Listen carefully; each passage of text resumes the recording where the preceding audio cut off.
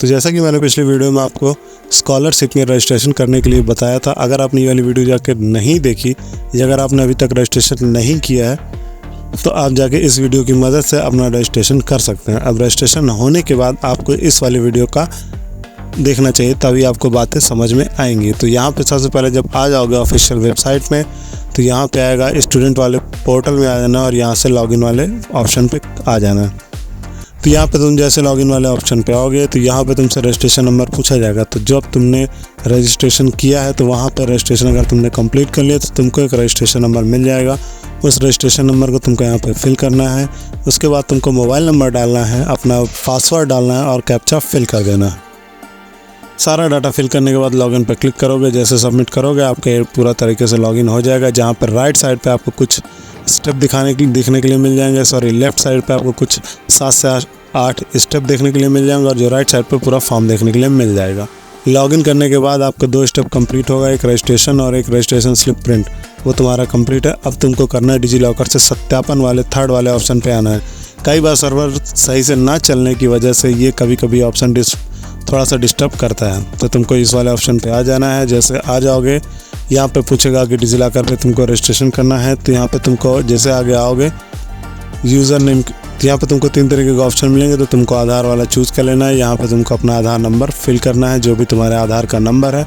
उसके बाद नेक्स्ट पे क्लिक कर देना है। जैसे नेक्स्ट पे क्लिक करोगे तुम्हारे सामने एक OTP जाएगी मोबाइल फ़ोन पे, जो रजिस्टर्ड होगा आधार से नंबर, उसमें एक OTP जाएगी। उस OTP को तुमको यहाँ पे फिल करना है। फिल करने के बाद सबमिट पे क्लिक कर देना है। जैसे सबमिट पे क्लिक करोगे तुम्हारे सामने अगला पेज खुल के आ जाएगा।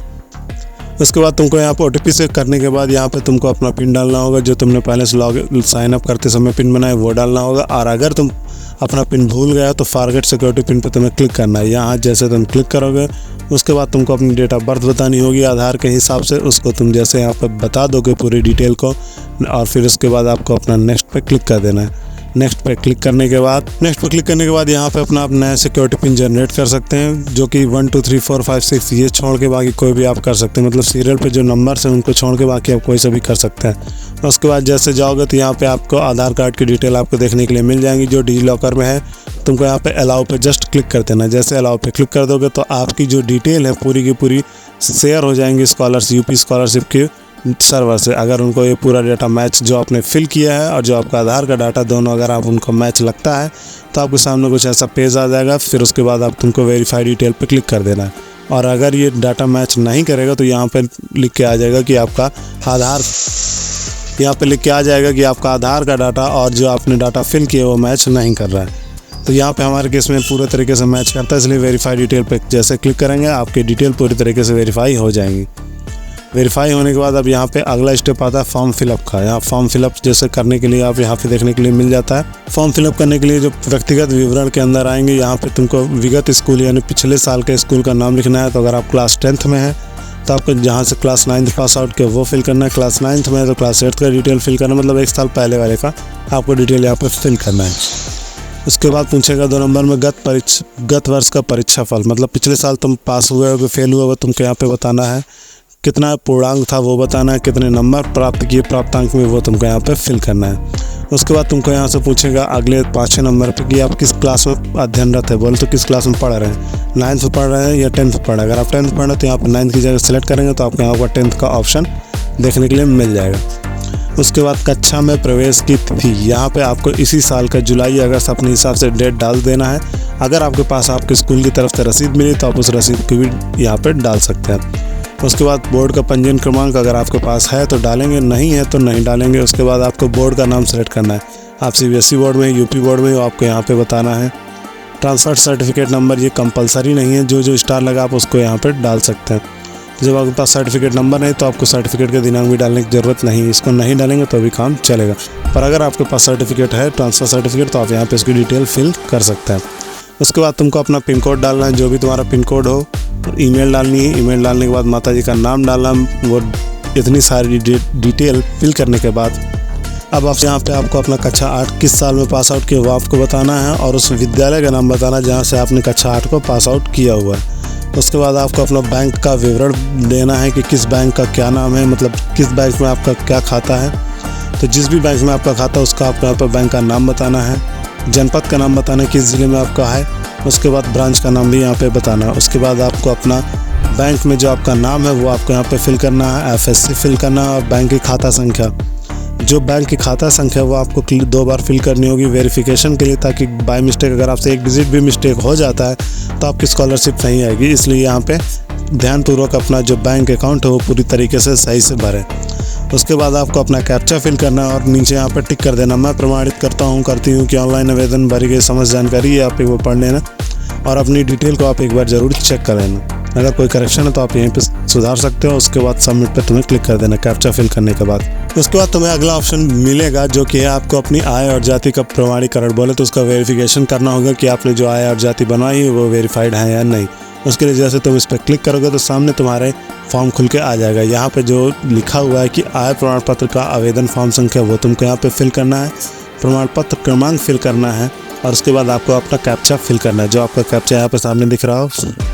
उसके बाद सबमिट पर क्लिक कर दोगे। जैसे सबमिट पर क्लिक करोगे आपकी डिटेल आपके सामने आ जाएगी। अगर आपकी डिटेल पूरी तरीके से आपने जो नंबर डाला है उसके पूरी तरीके से मैच है तो आपको वेरीफाई इनकम डिटेल पे क्लिक कर देना है। सेम तरीके से आपको अपना जाति प्रमाण पत्र के लिए भी करना है। अगर आप जनरल कैटेगरी में आते हो तो आपको जाति प्रमाण पत्र का नहीं करना, सिर्फ और सिर्फ आय का करना है। OBC और SC वालों को अपनी जाति बतानी पड़ती है, भारत का दुर्भाग्य है, पर ठीक है। उसके बाद आपको अपना जाति प्रमाण पत्र का आवेदन फॉर्म संख्या और उसका प्रमाण पत्र क्रमांक ये आपको यहाँ पे फिल करना है। आपकी जो कास्ट है वो आपको यहाँ पे फिल करना है। उसके बाद आपको अपना कैप्चा फिल करना और सबमिट पर क्लिक कर देना। सबमिट पर क्लिक करने के बाद आपकी ये दोनों डिटेल पूरी तरीके से वेरीफाई हो जाएंगी। उसके बाद वापस आप अपने होम पेज पे आएंगे। होम पेज पे आने के बाद अब आपसे पूछा जाएगा अगली डिटेल, आपका आधार कार्ड का प्रमाणीकरण। तो अभी आपको अपना आधार नंबर फिल करना है 2 बार। पहली बार वाली में अपना आधार नंबर, दूसरे में फिर से आपका अपना आधार नंबर और टिक करना है कि मैं आधार संख्या धारक भारत विशिष्ट, ये सब जो कहानी लिखी है आप इसको पढ़ सकते हो। उसके यहाँ पे बगल में एक टिक का निशान है, उसको तुम्हें टिक करना है, कैप्चा फिल करना और वेरीफाई आधार पे क्लिक कर देना है। जैसे क्लिक कर देंगे आपका ये आधार पूरी तरीके से वेरीफाई हो जाएगा। एक OTP भी हो सकता जाए, बड़ी क्लास में जाती, छोटी क्लास में शायद नहीं जाती। उसके बाद हाई स्कूल के नंबर का वेरिफिकेशन पूछेगा, तो अगर आप चाहें CBSE बोर्ड से, UP बोर्ड से, वो आपका वेरिफिकेशन यहाँ से लेगा जो भी आपने फिल किया। अगर आपने UP फिल किया है या CBSE किया है उसके हिसाब से अपने लेवल पे ये वेरिफिकेशन करेगा। तो यहाँ पे तुम्हें क्लिक कर देना ग्रीन वाले बटन पे। कभी कभी सर्वर ना होने की वजह से थोड़ा डिस्टर्ब कर देता है, पर दोबारा जब आप इससे लॉगिन करेंगे तो ये आपका वेरीफाई हो जाएगा। उसके बाद तुमको अपना NCPI पे भी क्लिक कर देना है। NPCI वो होता है जो आधार मैपिंग कैसे करना है, कैसे चेकआउट करना है। सामने स्क्रीन में तुमको वीडियो देखने के लिए मिल जाएगी, वहाँ से आप अपना एक बार चेकआउट कर सकते हैं कि आपका जो आधार मैपिंग है वो कहाँ पे है, किस बैंक। उसके बाद अगर आप जाएंगे तो फिर आपको लास्ट ऑप्शन मिलेगा चेक करने के लिए कि आपने जो फॉर्म भरा हुआ है आप एक बार चेक करना चाहते हैं कि या नहीं। तो आप एक बार उस पर क्लिक करेंगे तो सामने आपकी स्क्रीन पे पूरी तरीके से फॉर्म दिखेगा। ये एक तरीके से कह सकते हैं कि ये प्रीव्यू स्टेज है, यहाँ पे आपको पूरा फॉर्म प्रीव्यू करके दिखा दिया जाता है। अगर कोई गलती है तो आप उसको एडिट कर सकते हैं, सुधार सकते हैं संशोधन के थ्रू। इसके बाद अगर आपके फॉर्म पूरी तरीके से सही है तो आपको इसको लॉक करना होगा। लॉक करने के बाद 24 से 48 घंटे में आपके लिए एक फाइनल रिसीविंग जनरेट होकर सामने स्क्रीन पे आपको मिल जाएगी। उसको आपको प्रिंट करना है। साथ ही साथ जो और कागजात जो आपके क्लास 8 के हैं, आधार कार्ड, बैंक पासबुक, आय जाति निवास, ये सारी चीज़ें आपको अपना उसकी कॉपी निकलवानी है। उसको निकलवा के दोनों को अटैच करके अपने कॉलेज में जमा करनी है, तभी आपकी एक स्कॉलरशिप आएगी। और यहाँ से इसका स्टेटस समय समय पे देखते रहना है। तो आई होप तुमको चीज़ें समझ में आ गई होंगी। फिर भी अगर कोई डाउट हो तो कमेंट सेक्शन में कमेंट करके पूछ सकते हो। तब तक के लिए धन्यवाद, जय हिंद।